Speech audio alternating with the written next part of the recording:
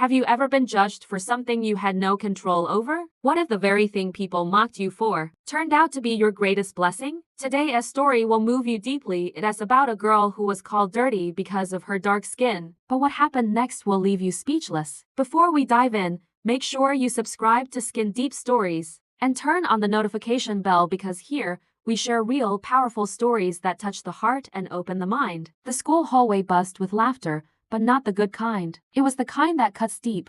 Zuri, a quiet girl with skin as rich as midnight, walked with her head low, clutching her books. Behind her, a group of girls giggled. She looks so dirty. Maybe she doesn't know how to use soap. One whispered loud enough for Zuri to hear. Zuri's eyes filled with tears, but she didn't let them fall. She'd heard those words before from classmates, from strangers, even once. From a teacher who called her too dark for the stage. At lunch, Zuri sat alone. No one shared a table with her. The seats beside her were always taken. That night, she looked in the mirror and scrubbed her arms until her skin burned. "Why can't I just be lighter?" she whispered. Her mother walked in, pulled her close, and said softly, "You are not dirty, my child. You are dipped in the color of strength. Don't let them wash that away." The next morning, Zuri decided to be brave. Her school had announced a Portraits of Beauty art contest. Most students laughed when they heard she was entering. She's going to paint herself, the dirty girl, but Zuri didn't say a word. She spent nights painting quietly, every brushstroke filled with emotion, pain, and pride. On the day of the exhibition, her painting hung at the very end of the hall. It showed a black woman skin deep, shining under the light, surrounded by hateful words melting into gold. The students stopped. The teachers whispered. The room went silent. At the bottom of the painting were 5 words.